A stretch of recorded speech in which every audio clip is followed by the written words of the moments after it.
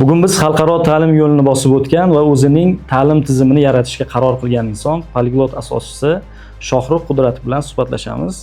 Keling Shohrux aka, suhbatimizni oddiyroq ko'rinishda boshlasak, o'zingiz haqingizda biroz gapirib bersangiz. Avvalambor assalomu alaykum. Men Shohrux Qudratov, hozir yoshim 27 yoshda. Bakalavr bosqichini Germaniyadagi Viadrina universitetida tugatganman. Bundan tashqari Britaniyada Edinburg universitetida magistraturadan o'qiganman va yaqinda aynan Garvard universitetiga ta'lim sohasi bo'yicha o'qish uchun jo'nab ketaman. Bundan tashqari aytganingizdek Polyglot asoschisiman va yaqinda yana bir katta loyihaga qo'l urishga qaror qildik. Bu Polyglot International School. Nimaga aynan maktab ochishga qaror qildingiz? Ochig'ini aytaman, mana hozirgi kunda Polyglot o'quv markazlari filiali soni Samarqand bo'yicha 10 taga yetdi. Buni yanada biz kengaytirishda davom etamiz. Lekin shu bilan birgalikda biz bir narsani tushundikki, aynan yoshlar hayotiga ko'proq ijobiy ta'sir qilish uchun ular bilan yanada ko'proq shug'ullanishimiz kerak. Ya'ni faqatgina tilni o'rgatish emas, balki boshqa sohalarda ham kuchli bilim bersak, albatta ular yuqori natijaga erishadi deb o'yladik va shuning uchun ham maktab sohasiga kirishga qaror qildik.